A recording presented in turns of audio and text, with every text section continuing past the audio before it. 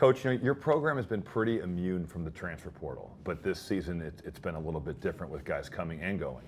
Right. How has it been different maybe building a team when Wisconsin has been so consistent at doing it a certain way for so long?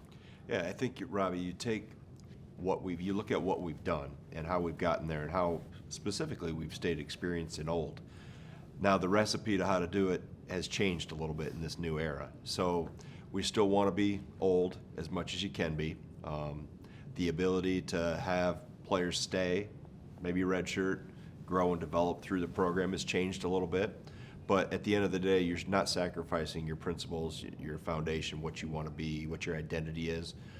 You just go about it a little different way, and that happens to be somewhat through the portal to be able to keep that experience level high.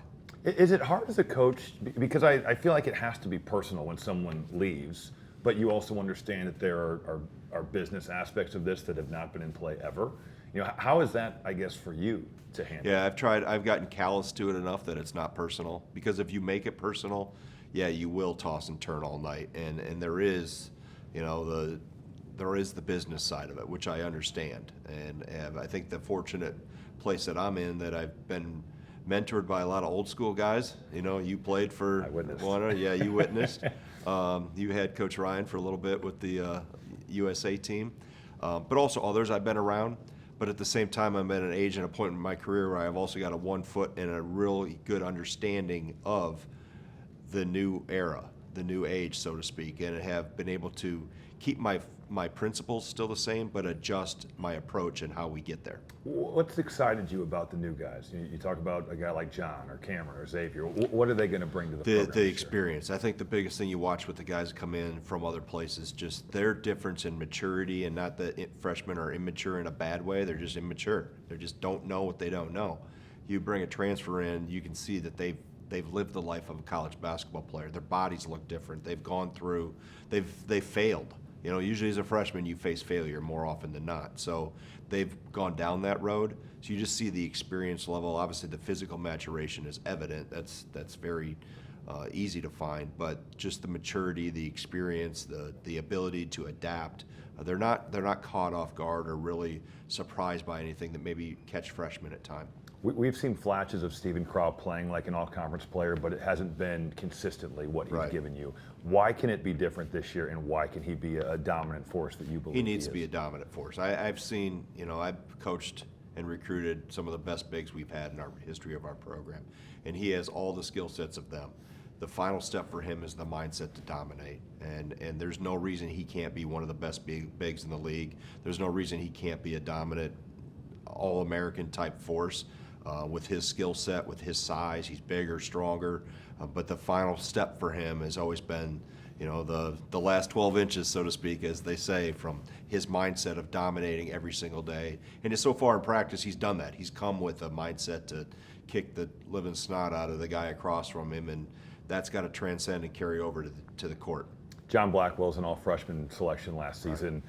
What steps can he take to now maybe make that jump to be an all-conference player? Yeah, the body's gotten better, and I think the experience of being a freshman, and I played him, about 22 minutes a game, and I'm the idiot that didn't play him 30. We probably would have won more games with him on the floor because he impacted winning in a very noticeable way.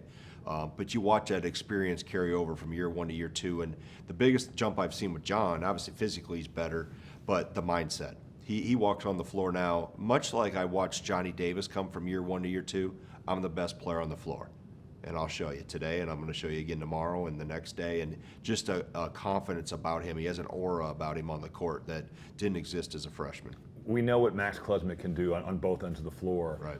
Why is it so important to have him out there from a leadership perspective for your group? Well, as much as people make a big deal about the movement of stars, so to speak, that we had move on from the program, I think what's even more important, you better be able to retain your culture guys, your program guys, the guys that are the glue and the rods that hold everything together, that anchor your program to what you really want to be about and your identity. And Max is one of those guys.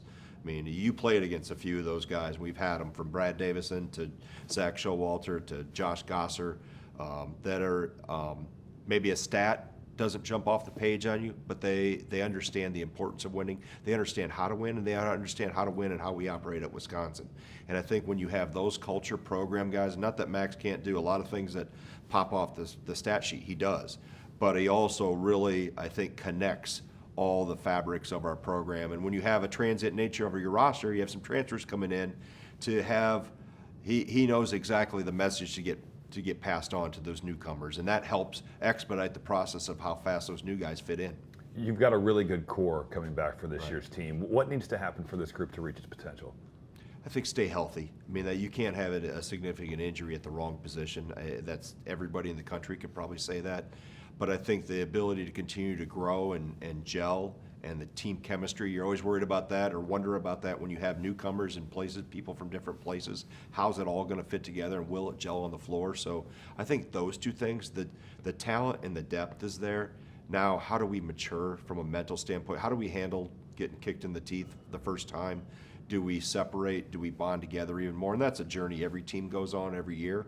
But I like what I see. I think we've got size, we've got toughness. We compete like crazy in practice. They know there's a battle for minutes, and that's the healthy competition you want.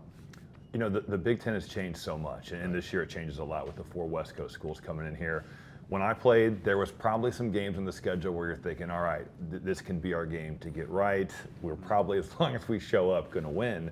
That does not exist anymore. What is it like coaching in a league where you're like, man, the schedule is so daunting over the course of the entire season? Yeah, if you get caught up in what's coming down the road, what's right in front of you is going to knock you right on your rear end. So the league has almost doubled in size since the time I started in 2001. We had 11 teams in the league. Now we're at 18. And there are no get-well games, as you mentioned. You know, you're right. Like, if you had a pulse and could fog a mirror, you'd likely win, you know, against the bottom third of the league. Now it's not the case. It doesn't matter who's where. It doesn't even matter if you're at home or on the road. It used to be home games were layups. Road games, most of the time, if you showed up, like I said, you'd be okay.